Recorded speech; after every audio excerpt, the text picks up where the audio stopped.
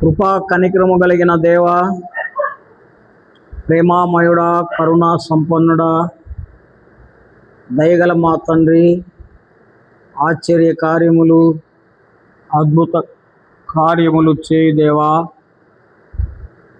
మారని దేవా, మార్పు చెందని దేవా, ఉదయకాల సమయంలో దయగల సింహాసనం ఎదుట ఈ పరిశుద్ధ మందిరములో మీ పిల్లలముగా చేరడానికి మీరు మా ఎడల చూపిన నీ మహాకృపను బట్టి మీ వందనాలు స్తుతులు చెల్లిస్తున్నాము తండ్రి. నమ్మదగిన దేవుడు, కృపా వాత్సల్యత కలిగిన దేవుడు, పరిశుద్ధుడు అయిన దేవుడు అయినందుకై నీకు వందనాలయ్యా. ఈ వారమంతా క్షేమంగా కాపాడి భద్రపరిచి ఆశీర్వదించి దీవించి మా ఆయుష్ను పెంచి మరొక ప్రభు దినాన్ని చూడడానికి మీరు మా ఎడల చూపిన కృపకై నీకు వందనాలు చెల్లిస్తున్నాం.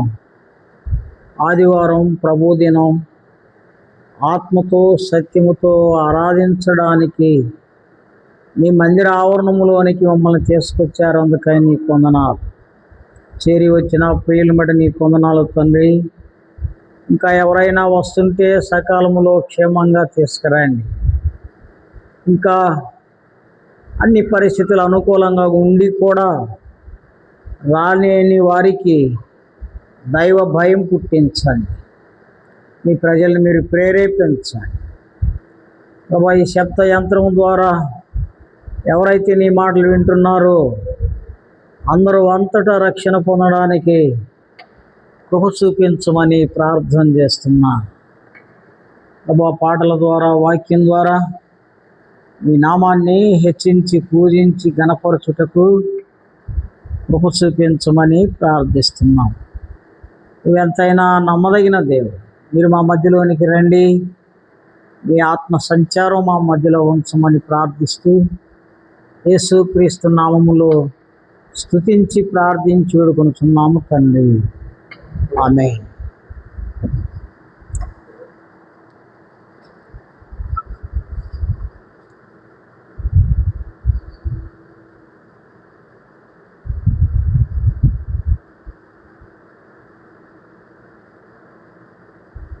పాట సంఖ్య 230. ఎంత జాలి యేసువా అనే పాట పాడతాం. 230 పాట సంఖ్య. 230లో లేకపోతే 228.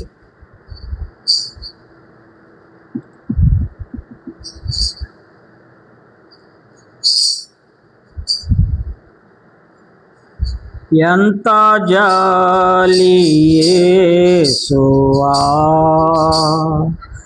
ఇంతయని ఊహించలేను. ఎంత జాలి యేసువా, హానికరుడా హింసకుడను దేవదోషకుడను నేను.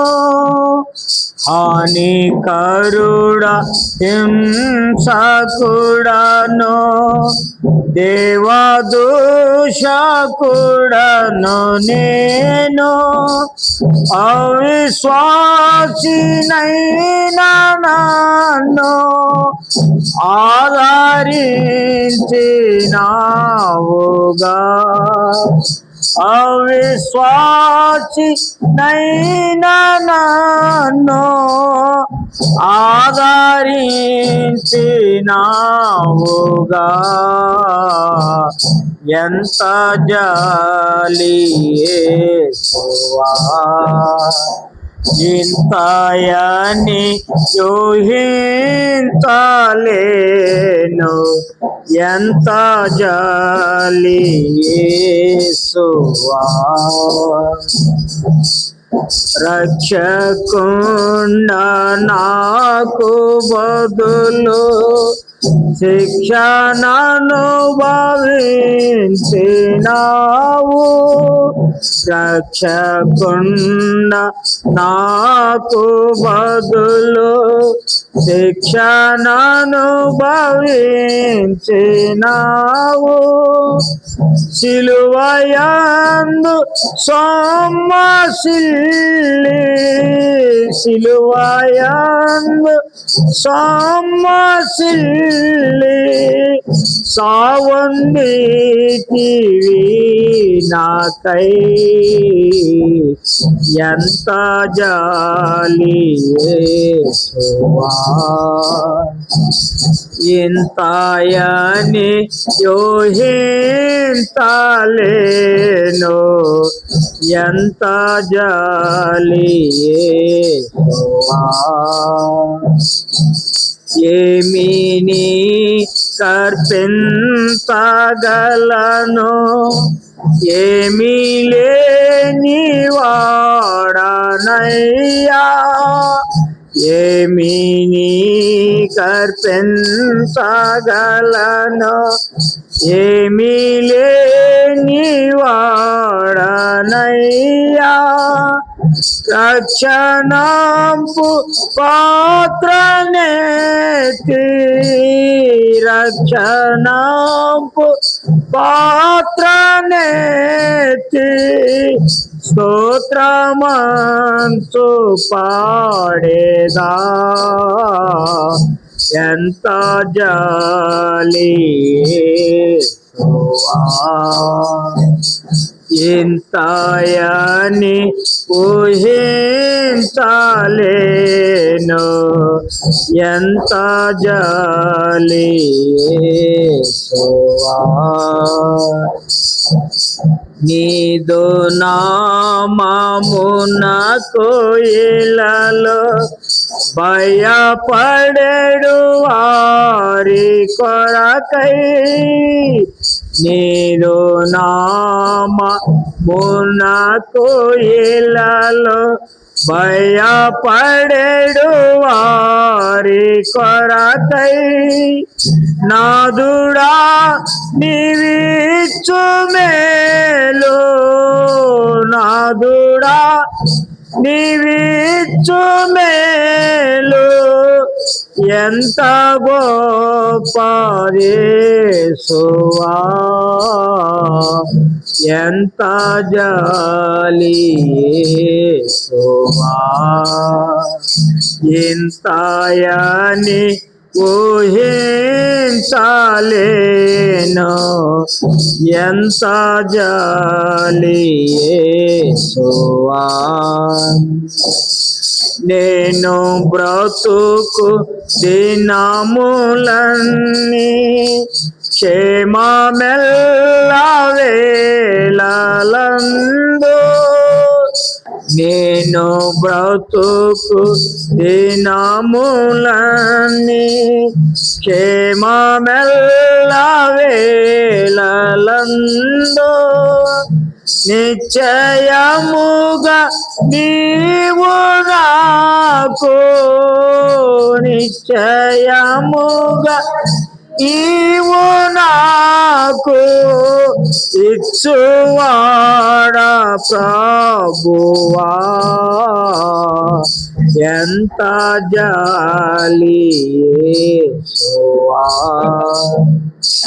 ఇంతయని ఊహించలేను, ఎంత జాలి యేసువా. నాదు ప్రాణమునకు ప్రభువా సేవ తీర్చువాడా నీవు, నాదు ప్రాణమునకు ప్రభువా సేవ తీర్చువాడా నీవు. నాదు కాపరివి నీవు, నాదు కాపరివి నీవు, నాకు లేమి లేదుగా. ఎంత జాలి యేసువా, ఇంతయని యోహించలేను, ఎంత జాలి యేసువా. అందరిలో అతి శ్రేష్ఠుండా అద్వితీయుడగు యేసయ్యా, అందరిలో అతి శ్రేష్ఠుండా అద్వితీయుడగు యేసయ్యా. హల్లెలూయా స్తోత్రములను, హల్లెలూయా స్తోత్రములను హర్షముతో పాడేదా,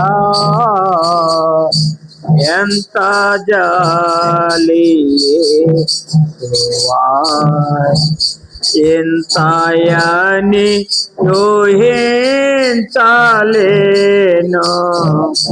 ఎంత జాలి యేసువా.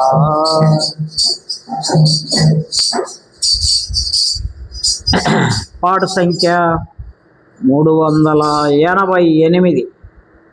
ప్రేమతో యేసు పిలుచుచున్నాడు రమ్ము. 388.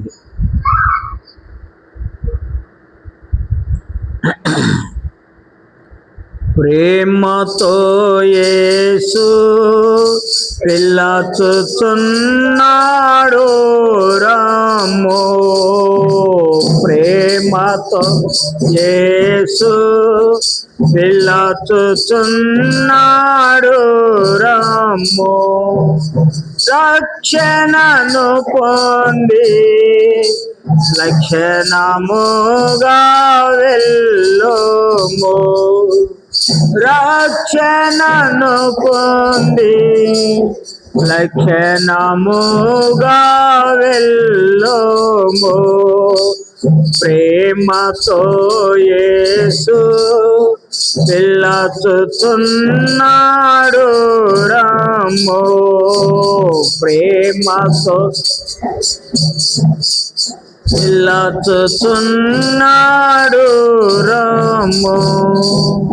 పాపమెరుగని ప్రభుని కొరకు పాపముగను చేయబడెను,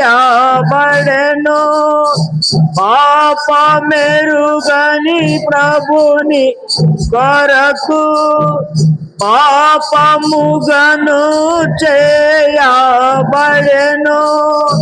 శాపగ్రాహియే సిలువలో, శాపగ్రాహియే సిలువలో పరుగిడి రమ్ము, శాపగ్రాహియే సిలువలో, శాపగ్రాహియే సిలువలో పరుగిడి రమ్ము. ప్రేమతో యేసు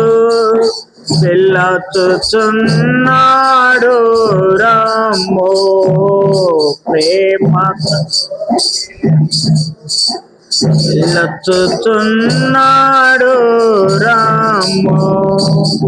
ముండ్ల కిరీటమును ధరించి ముఖముపై ఉమ్మి వేయబడే, ముండ్ల కిరీటమును ధరించి ముఖముపై ఉమ్మి వేయబడే, ప్రాణమిడెనేసు సిలువలో, ప్రాణమిడెనేసు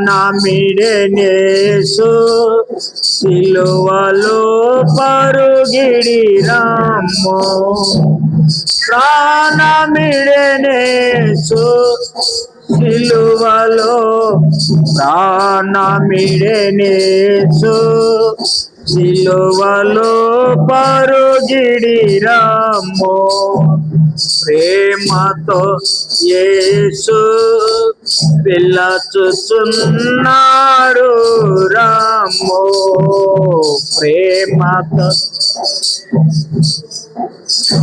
చూచున్నాడు రమ్మో సిలువలో నీకై దప్పికొని శని క్షమకై ప్రార్థించి సిలువలో నీకై దప్పికొని కలుషని క్షమకై ప్రార్థించి సహించి ప్రాణమిడే నీ కొరకు సహించి ప్రాణమిడే నీ కొరకు పరుగిడి రమ్మో సహించి ప్రాణమిడే నీ కొరకు సహించి ప్రాణమిడే నీ కొరకు పరుగిడి రమ్మో ప్రేమతో యేసు నచ్చుచున్నాడు రమ్మో ప్రేమతో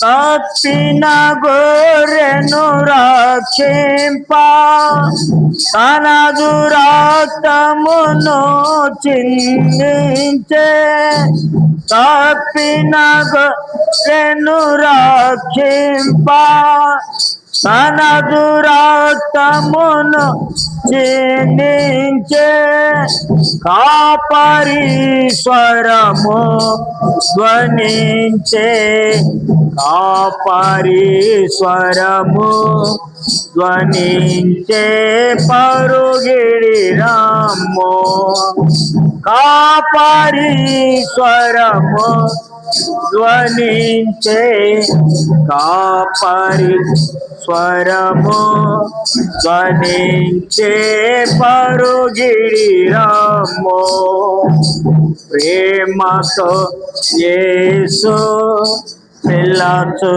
పిలుచుచున్నాడు రమ్మో ప్రేమతో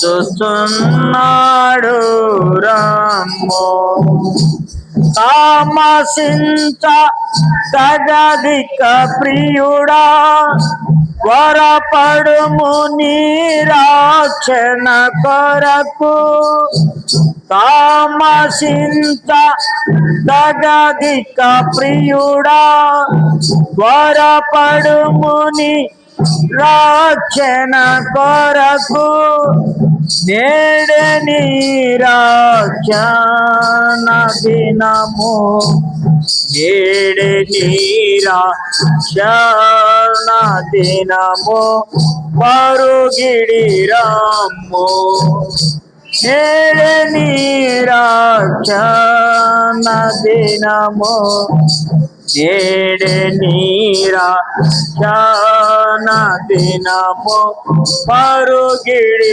రమ్మో ప్రేమతో యేసు పిలుచుచున్నాడు రమ్మో ప్రేమతో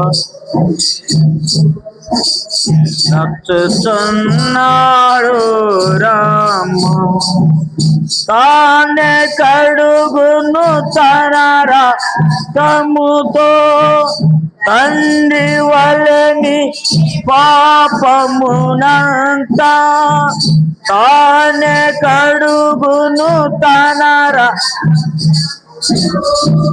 తండ్రి వలని రక్తం తనయుడవై పోదు విపుడే అలయుడవై పోదు విపుడే పరుగిడి రమ్మో తనయుడవై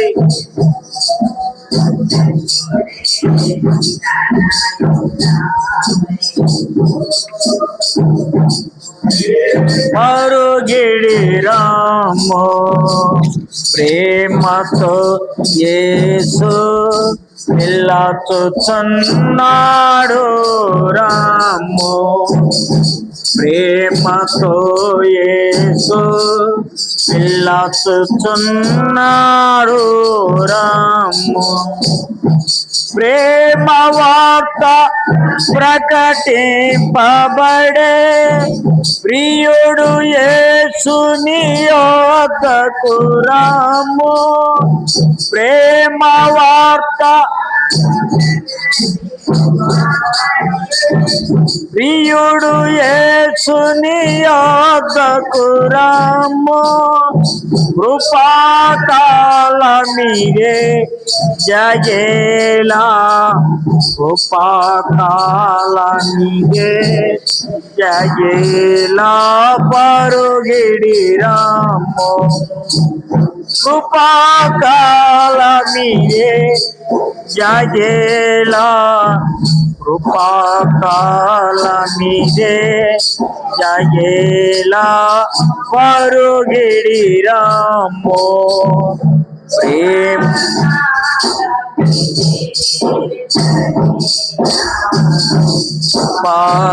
కృపాకాలమిదే జయేలా పరుగిడి రాము ప్రేమతో యేసు పిల్లచుచున్నాడు రాము ప్రేమతో చూచున్నాడు రాము రక్షణను పొంది రక్షణముగా వెళ్ళము రక్షణను పొంది రక్షణముగా వెళ్ళము ప్రేమతో యేసు పిల్లచుచున్నాడు రాము ప్రేమతో యేసు పిల్లచుచున్నాడు రాము చివరిగా పాట సంఖ్య 63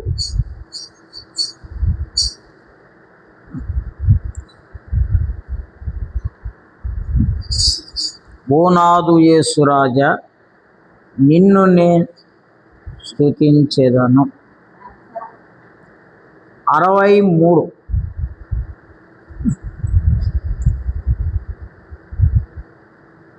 6:3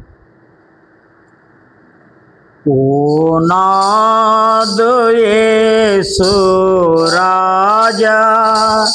నిన్ను నేను తెంచెదను ఓనాదు యేసురాజా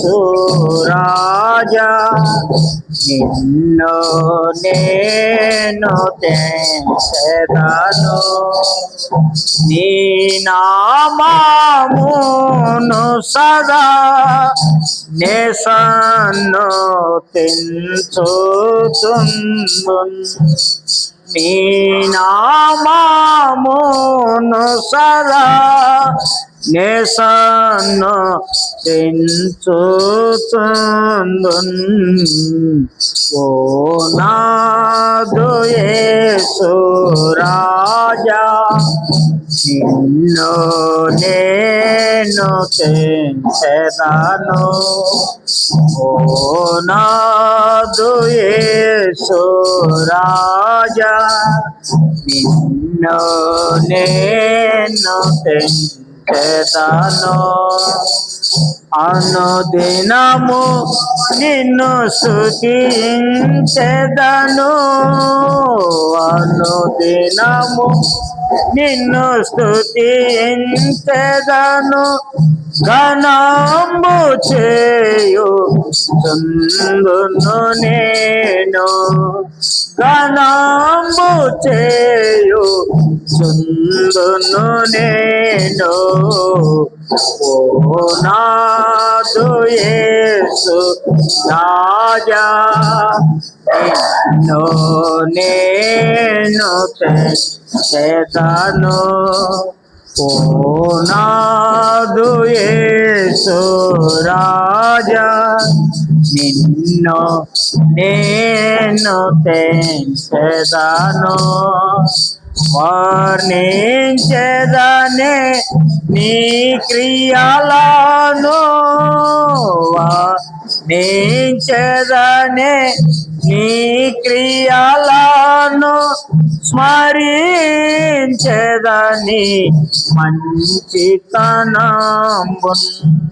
స్మరించెదని మంచితనమున్.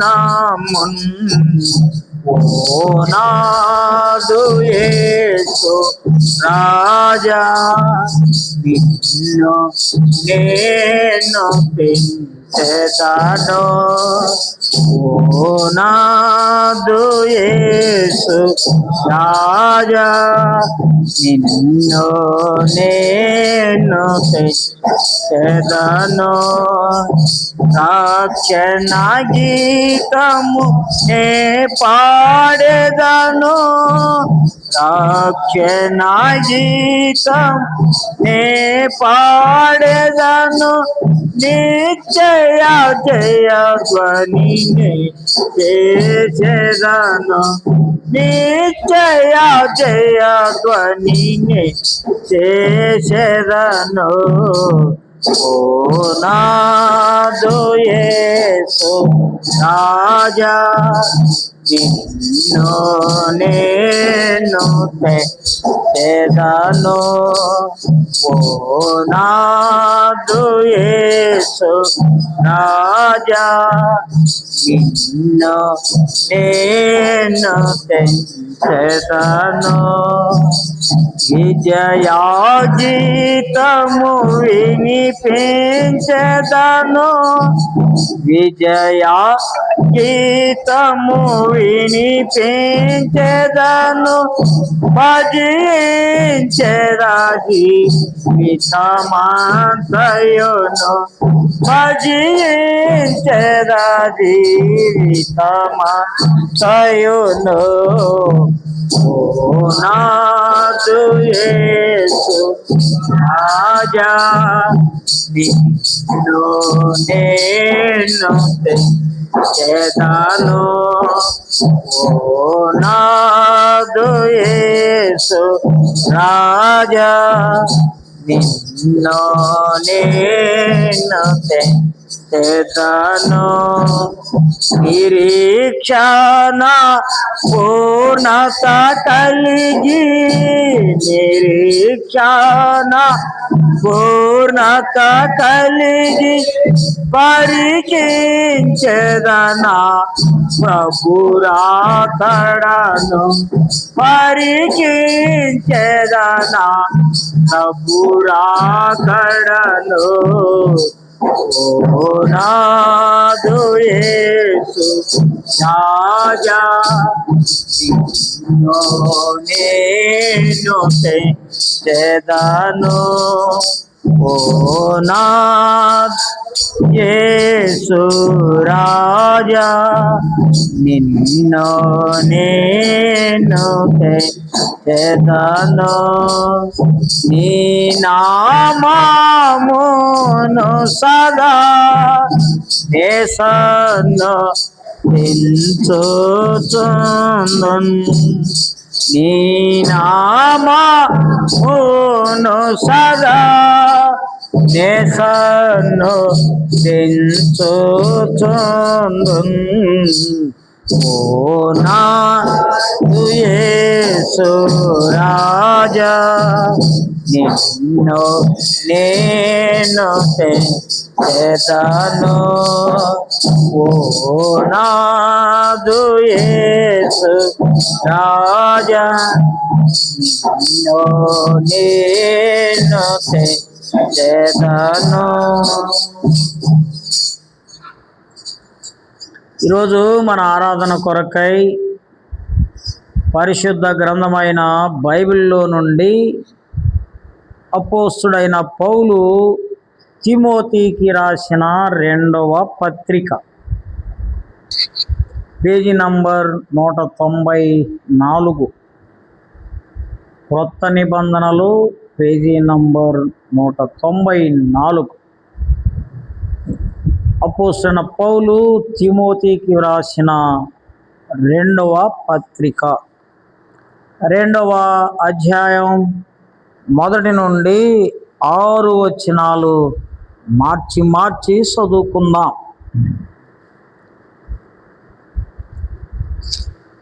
2వ తిమోతి పత్రిక 2వ అధ్యాయం 1 నుండి 6 వచనాలు మార్చి చదువుకుందాం. చూశారా? నా కుమారుడా, క్రీస్తు యేసునందున్న కృపచేత బలవంతుడవు కమ్ము.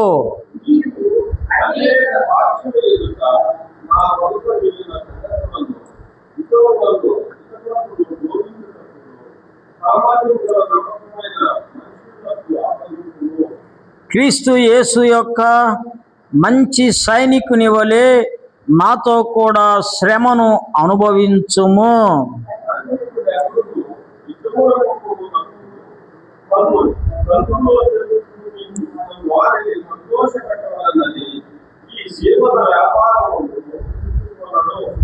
మనము జట్టి అయిన వాడు పోరాడునప్పుడు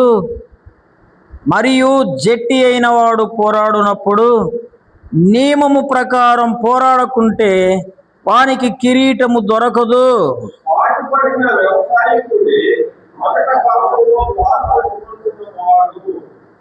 నేను చెప్పు మాటలు ఆలోచించుకొనుము. అన్ని విషయములందు ప్రభువు నీకు వివేకము అనుగ్రహించును. చాలు ప్రార్థన చేసుకొని దేవుని మాటలు విని దేవుణ్ణి ఆరాధిస్తాం.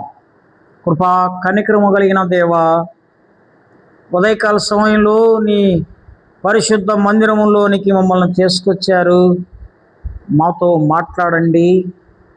నీ మాటలు విని నీ మాటలు మా హృదయంలో ఉంచుకొని నిన్ను ఆరాధించడానికి కృప చూపించమని ప్రార్థన చేస్తున్నాం. ప్రభు, కొద్దిమంది అయినా కూడా నిన్ను హెచ్చించి పూజించి కనపరచడానికి సహాయం చేయి. మీరు కోరుకున్నది మనుషులను కాదు, మనస్సును. ఎక్కడ నా నామమున 2 లేక 3 ఏకీభవిస్తారో వారి మధ్యలో నేను ఉంటానన్నావు. మీరు మా మధ్యలోనికి రండి. మీ ఆత్మ సంచారం మాతో ఉంచండి. నిన్ను ఆరాధించడానికి కృప చూపించండి. నీకు మహిమార్థంగా నిన్ను గదపరచునట్లు కృప చూపించమని ప్రార్థిస్తాం. పరిశుద్ధాత్మదేవ, మీరు మాలో సంచరించండి. ఉచ్చరింపరాని మూలుగులతో నిన్ను హెచ్చించి పూజించి గణపరచుటకు సహాయం చేయండి. మా మనసులను సిద్ధపరచండి. మా మనసులను మార్చండి. మారు మనస్సు అనుభవంలోనికి మమ్మల్ని తీసుకురండి. నీ కృప, నీ కనికరం, నీ దయ మాతో ఉంచమని ప్రార్థిస్తూ యేసుక్రీస్తు నామములో స్తుతించి ప్రార్థించి వేడుకొనుచున్నాము తండ్రి. ఆమేన్. ప్రియులారా, ఈ ఉదయకాల సమయంలో ప్రభువును ఆరాధించడానికి వచ్చాం. ప్రభు అన్నాడు, తన్ను ఆరాధించువారు అట్టివారు కావాలనని తండ్రి కోరుచున్నాడు అని యోహాను సువార్త 4వ అధ్యాయములో వ్రాయబడి ఉంది. ఎట్టివారు కావాలి అంటే దేవుణ్ణి ఆరాధించువారు ఆత్మతో సత్యముతో ఆరాధించాలి అని బైబిల్ గ్రంథములో నుండి దేవుడు మనతో మాట్లాడుచున్నాడు. ఆత్మతో, దేవుని ఆత్మ కలిగి దేవుని చేత ప్రేరేపించబడిన వారై పరిశుద్ధమైన జీవితం జీవిస్తూ మనం ఆరాధించే ఆరాధన సత్యముతో ఆరాధించాలి. అబద్ధముతో ఆరాధించకూడదు. ఆ ఆరాధన దేవుడు అంగీకరించడు. అయితే మన ఆరాధన దేవుడు అంగీకరించాలి. దేవుడు అంగీకరించే ఆరాధన ఆరాధిస్తే దాని వలన మన జీవితము ధన్యమవుతుంది. దేవుడు కోరుకున్నట్లుగా మనం ఆరాధించకపోతే ఒకవేళ మనము తృప్తి పడవచ్చేమో కానీ ఇలా ఆరాధిస్తున్నామని అది దేవునికి మహిమ కాదు. ఏమండి, ఉదాహరణకు ఆది కాండములో మొదటి ఆదాము అవ్వకు 2 కుమారులు పుట్టారు. మొదటి వ్యక్తి కయ్యూను హేబేలుగా ఉన్నారు. వాళ్ళిద్దరూ దేవుని మందిరానికి వెళ్ళారు. ఇద్దరు ఒకే కుటుంబానికి సంబంధించిన వారు, ఒకే తల్లిదండ్రులకు పుట్టినవారు, ఒకే దేవుని నమ్మినారు, ఒకే దేవాలయానికి వెళ్ళారు దేవుణ్ణి ఆరాధించడానికి. అయితే దేవుడు ఒకరి ఆరాధన అంగీకరించాడు, మరి ఒకరి ఆరాధన దేవుడు అంగీకరించలేదు. ఎవరి ఆరాధన దేవుడు అంగీకరించలేదు వారు భ్రష్టులైపోయారు. కయ్యూను దేశదిమ్మరైపోయాడు, దేవుణ్ణి మహిమపరచలేకపోయాడు, దేవునికి విరోధంగా ఆరాధించాడు. తత్ఫలితం దేశదిమ్మరైపోయాడు.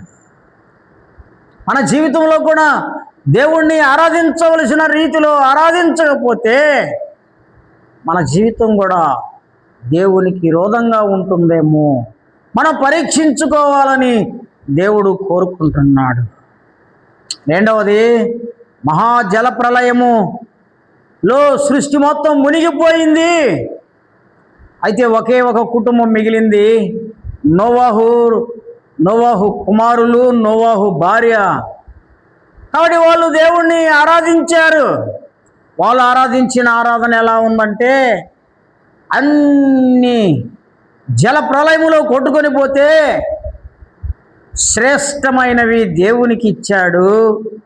తత్ఫలితం దేవుని హృదయము స్పందించింది. మనము కూడా యథార్థమైన ఆరాధన ఆరాధిస్తే మన ఆరాధన పైన దేవుని హృదయము స్పందిస్తుంది. తత్ఫలితం ఇకన భూమి మీదకి వర్షముతో నాశనము చేయను అని దేవుడే ఒక సూచన ఇచ్చాడు, ఒక ప్రమాణం చేశాడు. ఈ మాటలు మనకేం అర్థమవుతున్నాయంటే, దేవుణ్ణి ఎరిగిన మనం దేవుణ్ణి ఆత్మతో సత్యముతో ఆరాధించాలి. ఆరాధించడం కేకలేయడం కాదు. ఏమండి, దేవుడు చెవిటోడు కాదు, దేవుడు గుడ్డోడుగా. కొంతమంది ఆరాధిస్తారు, కేకలు వేస్తారు. ఏమండి, కేకలు వేస్తారు, అరుస్తారు, అల్లకల్లోలం చేస్తారు. చాలా తప్పది. ఒక కలెక్టర్ కాడికి పోయి ఎలా చెప్తావు? నాకు ఈ పని చెయ్యి అంటవా? ఎంతో వినయ విధేయతలతో భయభక్తులతో ఆయనకి అర్జీ అర్పిస్తాంగా. మరి ఈ సృష్టి యావత్తు సృష్టించిన దేవుని దగ్గర ఎలా ఆరాధించాలి అంటే, నీ హృదయంలో నుంచి వస్తున్న మాటలు సత్యముతో, వినయ విధేయతలతో, గౌరవ మర్యాదలతో దేవుణ్ణి ఆరాధించాలి. కేకలేయకూడదు, అరవకూడదు. అది అల్లరికి కారణమవుద్ది. ఆయన అల్లరికి కారకుడు కాదు, ఆయన్ను అగౌరవపరిచినట్లు. ఏమండి, రవి రవి అన్నా లేక అన్నా అనడం ఎందుకు? గౌరవం. రవి అంటే గౌరవం కాదు కదా. ఏమండి, గౌరవించినట్లు అవుద్దా? పేరు పెట్టి పిలిస్తేనే గౌరవం లేకపోతే నువ్వు కేకలేసి దేవుని దగ్గర అరిస్తే అది ఆరాధన అవుతుందా? ఆరాధించే బ్యాచ్ వేరే, అరిసి బ్యాచ్ వేరే. అరుస్తారు, కేకలేస్తారు. ఏమండి, అది గొప్పది కాదు, అది సత్యం కాదు. ఈ లోకంలో ఇప్పుడు ఉండే ట్రెండు ఎంత అరిస్తే అంత బాగా జరిగినట్టు ఆరాధన. ఏమండి, అందరం నిలబెట్టి డ్రమ్ము వాయిస్తూ స్పీడ్ మ్యూజిక్ వేసి కేకలేసి అరుస్తూ ఉంటే ఎంత బాగా జరిగింది ఆరాధన. కాదు సుమా. హెబ్రీ పత్రికలో రాస్తాడు, మన జిహ్వా ఫలము దేవునికి అర్పించాలి. జిహ్వా ఫలము, జిహ్వా నాలుకతో వచ్చే ఫలం ఏంటది? మంచిగా, మర్యాదగా, గౌరవంగా దేవుని సన్నిధిలో మన హృదయములో నుండి వస్తున్న మాటలే ఆరాధన. కాబట్టి ప్రియ స్నేహితులారా, ఈ ఉదయకాల సమయములో దేవుణ్ణి ఆరాధించడానికి వచ్చాం. మన హృదయాన్ని పరీక్షించుకుందాం. దేవుడు మన జీవితంలో ఏమి చేశాడో దానికి కృతజ్ఞతగా, ఏమండి, దేవా నిన్ను ఎరగక మునుపు ఇలా ఉన్నాను, నిన్ను ఎరిగిన తర్వాత నా జీవితాన్ని మార్చావు, మారు మనసు అనుగ్రహించావు, నేను మారాను. నీ వలనే కదా నాకు మంచి లక్షణాలు ఇచ్చావు, మంచి స్వభావం ఇచ్చావు, నీ ప్రేమ చూపించావు, నా కొరకు ప్రాణం పెట్టావు, అందుకొరకై నీకు వందనాలయ్యా అని అనడం ఆత్మతో సత్యముతో కూడిన ఆరాధన అవుతుంది. కాబట్టి ఉదయకాల సమయంలో మన జీవితాలను మనం పరీక్షించుకోవాలి. మన జీవితాలను మనం పరీక్షించుకుంటే పై స్థాయికి వెళ్తాం. ఏమండి, 10th పాస్ అయితే ఇంటర్కి వెళ్తాం, 10th ఫెయిల్ అయితే 10thలోనే ఉంటాం. కాబట్టి ప్రభు దగ్గర మన జీవితాన్ని పరీక్షించుకోవాలి. నేను ఎలా ఉన్నాను, నా బ్రతుకు ఎలా ఉంది?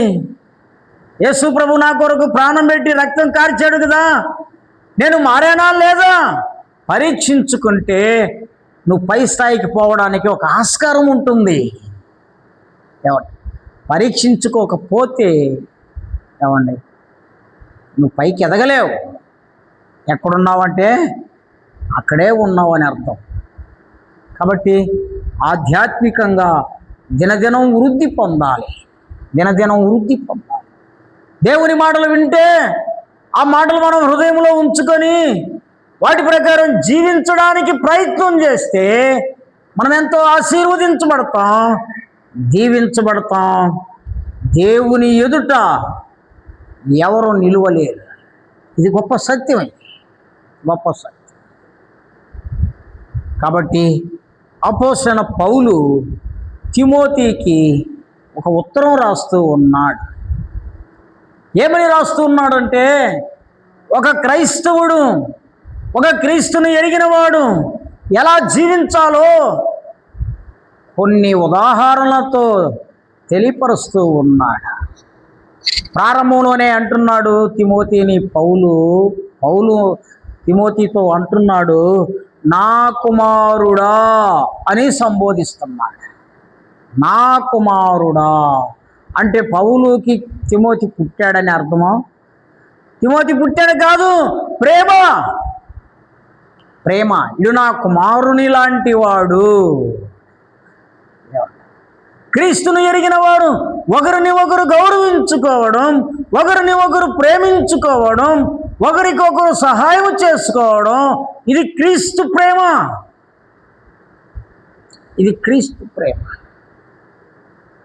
ఏమండి, నా కుమారుడా. తిమోతి పౌలుకు నిజంగా కుమారుడు కాదు, కానీ అయితే పౌలు సంబోధిస్తున్నాడు, నా కుమారుడా, నువ్వు క్రీస్తును నమ్మావు కదా, అయితే క్రీస్తు యేసు కృపచేత నువ్వు బలవంతుడవు కమ్ము. క్రీస్తు యేసు కృపచేత ఏం కావాలా? బలవంతుడు కావాలి. ఏ బలం ఇది? ఏమండి, టానికులు తాగి, మంచి ఆహారం తిని, మంచి పాలు తాగి శరీర బలం కాదు. ఏమండి, శరీర బలం కాదు, ఇది ఆత్మబలం. దేవుని ఆత్మబలం మనం పొందుకోవాలని పౌలు ద్వారా హెచ్చరింపబడుతున్నాం. ఈ ఆత్మబలం ఎందుకు అంటే ఇహలోకములో వచ్చే శ్రమలు, కష్టాలు, ఇరుకులు, ఇబ్బందులు వీటన్నిటినీ విజయం పొందాలి, వీటన్నిటిలో జయం పొందాలి. ఏమండి, శత్రువు బాణం వేస్తాడు, ఎవరికి ఎలాంటి బాణం వేయాలనో అదే బాణం వేస్తాడు. శత్రువుకి తెలుసు ఎవరు ఎంత బలహీనులో, ఏ సందర్భంలో బలహీనులో శత్రువుకు బాగా తెలుసు, ఆ బాణమే వేస్తాడు. నాకు ఆర్థిక సమస్య ఉంటే ఇంకా ఆర్థికంగా తగ్గించడానికి శత్రువు ప్రయత్నం చేస్తాడు. కొంతమంది శరీర క్రియలు జయించలేకపోతే శరీర క్రియలే తీసుకొస్తాడు. కొంతమంది మానసికమైన బలహీనతలు కలిగి ఉంటే అవే తీసుకొస్తాడు. కొంతమందికి అనారోగ్య పరిస్థితులు ఉంటే అవే తీసుకొస్తాడు. ఎందుకు అంటే క్రీస్తు యేసు దగ్గర ఓడిపోవడానికి, క్రీస్తు యేసు దగ్గర బలహీనులు కావడానికి. ఏమండి, బలహీనులు కావడం. కాబట్టి పౌలు అంటున్నాడు, నీవు క్రీస్తు యేసు కృప చేత బలవంతుడవు కమ్ము. నక్కంట ఎంత ప్రయత్నం చేసినా చెరువులో చేపలు దొరకలేదంట. నక్క అనుకున్నదంట, ఎంత ఎతికినా చేపలు దొరకలేదు, పనిలో పని అయిపోద్ది, ఒకేసారి భక్తి కలిగి నిష్ఠాగరిష్ట కలిగి జాగ్రత్తగా భక్తి కలిగినట్టు ఉందాం, ఎట్టా చేపలు దొరక్కపోయి కదా అని మాలేసిందంట. మాలేసి ఒక కాలు మీద నిలబడి ఉందంట.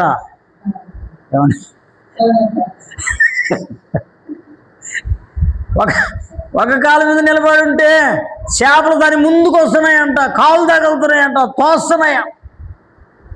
ఒరే బుద్ధి లేకేసాను నేను, కొంచెం మాల తీసి పక్కన పెడదామని మాల తీసి పక్కన. మన భక్తి అలా ఉండకూడదు సుమా. ఇబ్బందులు వచ్చినప్పుడు, కష్టాలు వచ్చినప్పుడు, నష్టం వచ్చినప్పుడు, ఇరుకు వచ్చినప్పుడు విజయశాలులు కావాలి. అప్పుడే మనం దేవుణ్ణి మహిమపరుస్తాం, అప్పుడే మన ఆరాధన దేవుడు అంగీకరిస్తాడు. షడ్రకు, మేషకు, అబేద్నెగోకు సాతానుడు ఒక బాణం వేశాడు. ఏ బాణం? దేవుని మొక్కకుండా మరొకరిని మొక్కు. రాజాజ్ఞ, గవర్నమెంట్ ఆజ్ఞ. ఎవరాజ్ఞ? గవర్నమెంట్ ఆజ్ఞ. ఎవరికైనా లోపడకుండా ఉండొచ్చు, కానీ గవర్నమెంట్కి లోపడకుండా ఉండగలమా? వాళ్ళు అంగీకరించారు. గవర్నమెంట్ ఆజ్ఞకి వాళ్ళు ఏం చేశారు? అంగీకరించారు. రాజా నెబుకద్నెజరు, మీరు చెప్పినట్టే మేము మా దేవుని తప్ప మరొకరిని మొక్కము. ఇదిగో మీరు చెప్పారు కదా, మీరు పెట్టిన వాటిని మొక్కకపోతే అగ్నిగుణంలో వేయాలని అన్నావు కదా, ఓకే, మేము అగ్నిగుణంలో అయినా పడడానికి ఇష్టం. అగ్నిగుణంలో మేము పడడం అని అనట్లే వాళ్ళు, అగ్నిగుణంలో పడడానికైనా ఇష్టమే, కానీ మా దేవుని యందు మేము విశ్వాసం ఉంచున్నాం, ఆయన్నే మొక్కుతాం అని రెడీ అయిపోయినాయి. అగ్నిగుండం రెడీ అయిపోయింది. మామూలుగా మండుతున్న మండుగుండం కాదు, 7 అంతలు పెరిగిందంట. ఒక లారీ కట్లు కాలుతుంటే 7 లారీలు ఎక్కువ వేశారంట. ఎవరి కోసం? వీళ్ళ కోసం 7 లారీలు కావాలనా? షడ్రకు, మేషకు, అబేద్నెగో కోసం 7 లారీలు కావాలండి, 7 లారీలు కట్లు కావాలనా? దేవుని పవర్ అది, దేవుని పవర్. రాజు కోపం వచ్చి 7 అంతలు పెంచాడు. అగ్నిగుండంలో వేయబడింది. 3 వేస్తే 4 ఉన్నారు. రాజు ఆశ్చర్యపోయాడు. ఏంటిది 3 వేసాంగా 4 ఉన్నారు, ఎవరోళ్ళు? బయటికి తీయండి. ఏమండి, వాళ్ళ గుడ్డలు కాదు కదా, వాళ్ళ ఎంట్రుక కూడా ఓడలే, కాళ్ళే. అసలు కాలిన వాసనే రాలేదంట. ఎంత ఆశ్చర్యం! ఇంత గొప్ప దేవుడు నీకు దేవుడుగా ఉంటే నువ్వు విజయం పొందలేవా? విజయం పొందిన వారే దేవుణ్ణి ఆరాధిస్తారు. ఆ ఆరాధనే ఆత్మతో సత్యముతో కూడిన ఆరాధన. శోధనలలో, కష్టాలలో, ఇరుకులలో, ఇబ్బందులలో ఓడిపోయి ఆరాధిస్తే ఆ ఆరాధన మరి విజయమైన ఆరాధన కాదు. కాబట్టి పౌలు అంటున్నాడు, నా కుమారుడా, క్రీస్తు యేసు కృపచేత బలవంతుడవు కమ్ము. ఎందుకు అంటే నీవు అనేక సాక్షుల ఎదుట నా వలన విరిన సంగతులను ఇతరులకు బోధించడానికి. ఏమండి, ఎందుకంటే ఇతరులకు బోధించాలి. నువ్వు ఇతరులకు బోధించాలి కాబట్టి నీకు ఒక సామర్థ్యం కావాలి, ఒక జ్ఞానం కావాలి, ఒక శక్తి కావాలి. కాబట్టి నువ్వు ఇతరులకు బోధించడానికి విజయం పొందు. ఏం పొందాలి? ఇతరులకు బోధించడానికి ఒక సామర్థ్యం కావాలి. ఇతరులకు బోధించడానికి మైకి పెట్టి బైబిల్ చదవబల్లే, బైబిల్ చెప్పబల్లే. ఇతరులకు బోధించడానికి వాక్యం చెప్పబల్లే. నీ సాక్ష్యం కరెక్ట్ ఉంటే ఆ సాక్ష్యమే ఇతరులకు బోధిస్తుంది. నువ్వు దేవుని వాక్యం ఎవరికి చెప్పవలసిన అవసరం లేదు. నీవు పర్ఫెక్ట్గా ఉంటే నీ పర్ఫెక్టే ఇతరులకు బోధిస్తుంది. అవునా? ఏమండి, నేను వాక్యం చెప్పాల్సిన అవసరం లే. ఏమండి, నేను వాక్యం చెప్పాల్సిన అవసరం లే. నా సాక్ష్యం బాగుంటే నా సాక్ష్యమే ఇతరులకు బోధిస్తుంది. అవునా?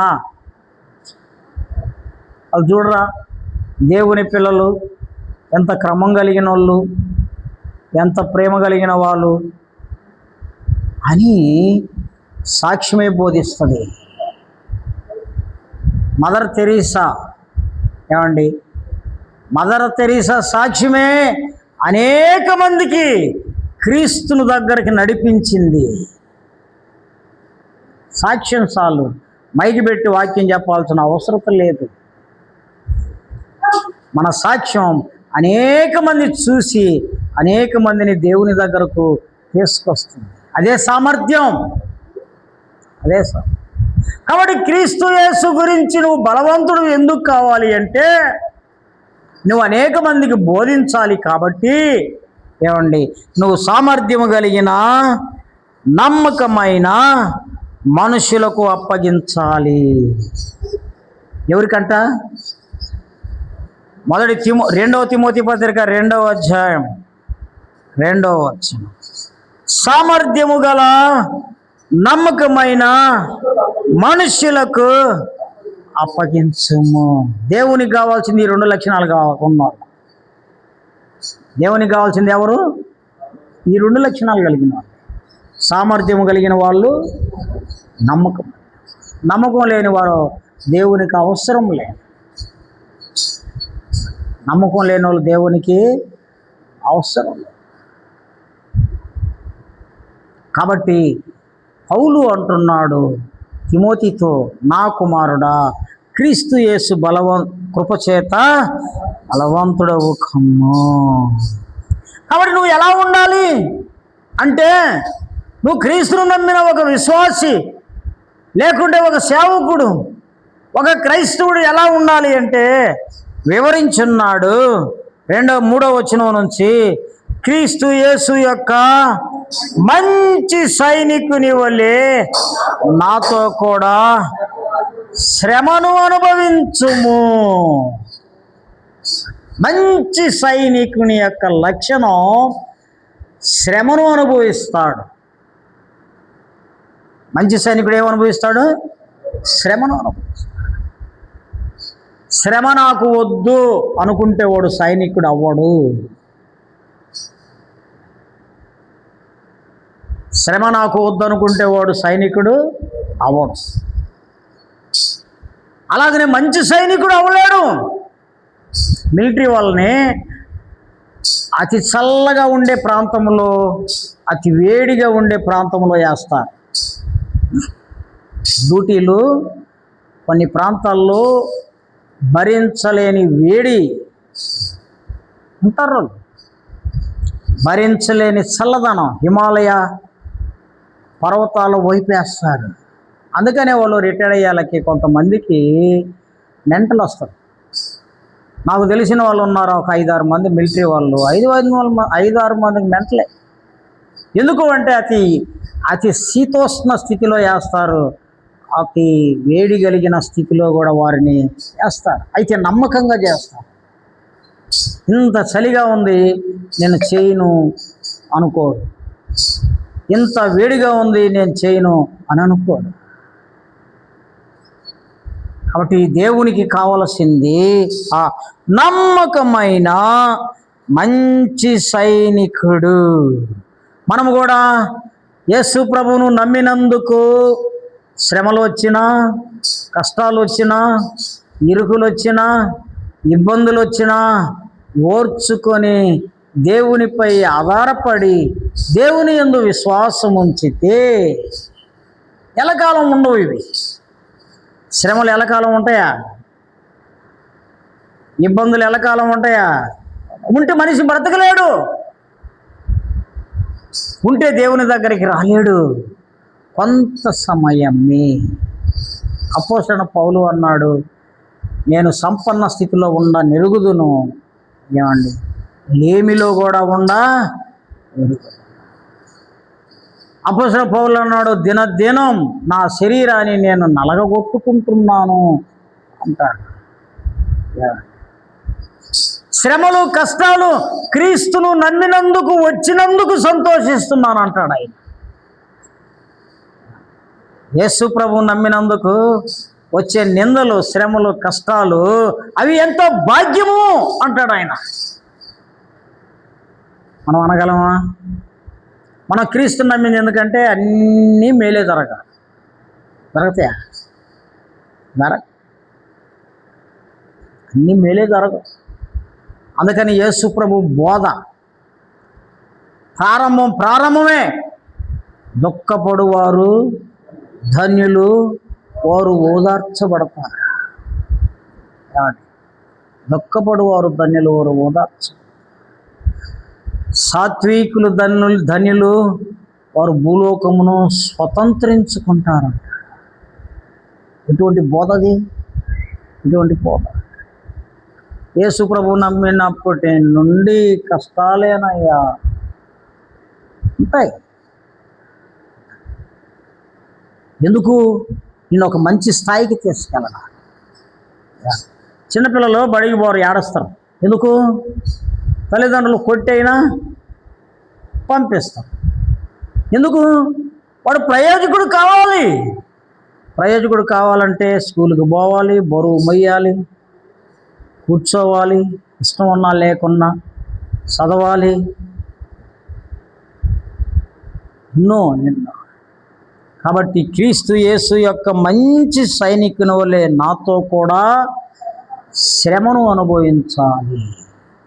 మూడోది అంటాడు, చూడండి 4వ వచనం, సైనికుడు ఎవడును యుద్ధమునకు పోవునప్పుడు తను దండులో చేర్చుకున్న వానిని సంతోషపెట్టుటకు ఈ జీవన వ్యాపారములో చిక్కుకొనడు.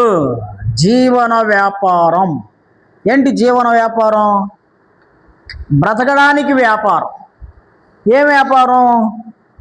ఏమండి, ఎన్నో దగ్గరలో బోధించే బోధ ఇది. ఎక్కువగా భూమి మీద బోధించే బోధ. నువ్వు యేసు ప్రభువు నమ్ము, అప్పులన్నీ తీరుతాయి. నువ్వు యేసు ప్రభువు నమ్ము, జబ్బులన్నీ పోతాయి. నువ్వు యేసు ప్రభువు నమ్ము, బిల్డింగ్లు కట్టుకుంటావు. నువ్వు యేసు ప్రభువు నమ్ము, ఏమండి ధనికుడు అయిపోతావు. అన్నీ రాంగే, అన్నీ రాంగే. యేసు ప్రభువు నమ్మి ధనికులు అయ్యే పని అందరూ రారా యేసు ప్రభు కాడికి? యేసు ప్రభువు నమ్మితే శ్రమలు. యేసు ప్రభు అన్నాడు, యేసు ప్రభు, ఎవడైనాను నన్ను వెంబడింపగోరిన ఎడలా మొదటోడు ఏం చేయాలంట? తన్ను తాను ఉపేక్షించుకొని తన సిలువను ఎత్తుకొని నన్ను వెంబడించాలి. యేసు ప్రభు చెప్పిన మాటలేదు. ఎవడైనను నన్ను వెంబడింపగోరిన ఎడలా, అంటే ఎవడైనను అంటే అర్థం ఏంటి? నీ ఇష్టం, వస్తేరా, రాకపోతే. ఎవడైనను నన్ను వెంబడింపగోరిన ఎడలా మొదట ఏం చేయాలంట? తన్ను తాను ఉపేక్షించుకోవాలి. ఉపేక్షించుకోవాలి అంటే తన్ను తాను చచ్చిపోవాలి. దేనికి చచ్చిపోవాలి? శరీరాశలకు, నేత్రాశలకు, జీవపు డంబానికి చచ్చిపోవాలి. ఏమండి? ముందు చచ్చిపోయి అప్పుడు రావాలా నా దగ్గరికి. యేసు ప్రభు శిలువ మోసి చచ్చాడు, మనము చచ్చిపోయి శిలువ మొయ్యాలి. ఇప్పుడు ఎంత తేడా ఉంది. యేసు ప్రభు శిలువ మోసి చచ్చిపోయాడు, మనము చచ్చిపోయి. కాబట్టి యేసు ప్రభు చెప్పిన బోధ, అన్ని మేలు జరుగుతాయి అనుకోబాకండి. నన్ను నమ్మిన వారికి అత్తకి కోడలకు పడదు, కొడుకుకి తండ్రికి పడదు. ఏమండి? కాబట్టి ఎవరైతే నన్ను నమ్ముతారో వాటన్నిటి నుండి విజయం పొందాలి. ఇక్కడ అంటాడు, ఎవరైతే నిన్ను దండులో చేర్చుకున్నారో వారిని సంతోష పెట్టడానికి ఈ జీవన వ్యాపారములో చిక్కుకోకూడదు. దండులో చేర్చుకోవడం అంటే, ఒకప్పుడు మీరందరూ యేసు ప్రభుని నమ్మలే, ఇప్పుడు యేసు ప్రభుని నమ్మారు. ఎవరు చేర్చుకున్నారు మిమ్మల్ని? దేవుడే చేర్చుకున్నాడు. దండులో మిమ్మల్నే చేర్చుకున్నాడు. ఏమండి? ఇది దండు. యేసు ప్రభు నమ్మినప్పటి నుంచి నువ్వు ఏడున్నావంటే యుద్ధ భూమిలో ఉన్నావు అని అర్థం. యేసు ప్రభు నమ్ముకుంటే నువ్వు యుద్ధ భూమిలో లేవు. నీ ఇష్టం వచ్చినట్టు బ్రతకొచ్చు, నీ ఇష్టం వచ్చినట్టు జీవించవచ్చు, నీ ఇష్టం వచ్చినట్టు ఎంజాయ్ చేయొచ్చు, నీ ఇష్టం వచ్చినట్లు ఉండొచ్చు. అయితే ఎప్పుడైతే యేసు ప్రభువుకి కమిట్ అయినావో అప్పటి నుంచి అన్ని కంట్రోల్లో ఉండాలి. ఎందుకు? నిన్ను ఎవరైతే క్రైస్తవుడిగా చేశాడో వారిని సంతోష పెట్టడానికి. అదే చెప్తున్న మాట, దండులో చేర్చుకున్న వారిని సంతోష పెట్టవాలని ఈ జీవన వ్యాపారములో చిక్కుకొనడు. ఏంటి జీవన వ్యాపారం? యేసు ప్రభు నమ్మితే పొలాలు కొనాలి, మిద్దెలు కట్టాలి, కార్లు కొనాలి, ఎంజాయ్ చేయాలి, కోటీసుడు అవ్వాలి. అది జీవన వ్యాపారం. ఎవడైనా తన్ను దండులో చేర్చుకున్న వానిని సంతోష పెట్టవలనని ఈ జీవన వ్యాపారములో చిక్కుకొనడు. ఉదాహరణకి ఆయన దావీదు సైనికుడు, ఏం పేరు ఆ సైనికుడు, బెత్షెబా భర్త ఊరియా యుద్ధంలో ఉన్నాడు. ఊరియా భార్యని తీసుకొచ్చి దావీదు పాపం చేశాడు. దావీదు ఆ పాపాన్ని కప్పెట్టుకోవడానికి ఊరియాని పిలిపించాడు. ఊరియా, యుద్ధంలో ఉన్నావు కదా ఇంతవరకు, ఇంటికి పోయి రెస్ట్ తీసుకో. ఎందుకంటే ఆ పాపం ఎవరి మీద నెట్టాలనుకున్నాడు? దావీదు ఊరియా మీద నెట్టాలని ప్లాన్ చేశాడు. ఊరియా ఆడ యుద్ధం జరుగుతుంటే నేను ఇంటికి పోయి సుఖపడేనా? ఇటువంటి సైనికుడు, నేను పోను. తత్ఫలితం ఏం జరిగిందో తెలుసా? ఒక లెటర్ ఇచ్చాడు ఊరియాకి దావీదు మహారాజ్. లెటర్ తీసి చూస్తే తను బ్రతికుండేవాడు. ఆ ఉత్తరం చదివితే అతని చేతిలోనే ఉంది. చదివితే ఏమి రాశాడు? రాజుగారు అనేటి చదివి ఉంటే అతను బ్రతికుండేవాడు. నమ్మకమైన వాడు.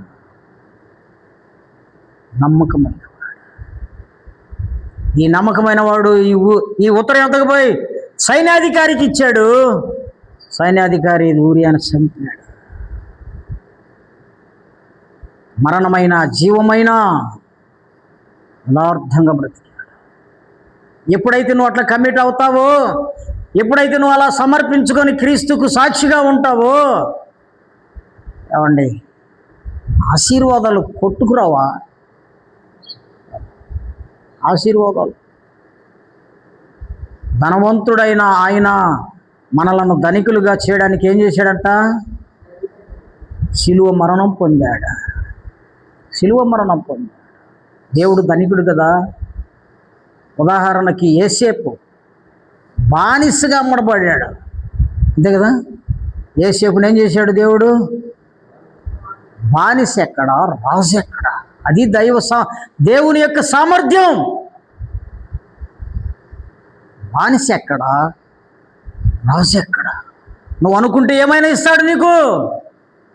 దేవుడు అనుకుంటే నీకు ఏమైనా ఇస్తాడు, ఏమి కొదువు ఉండదు.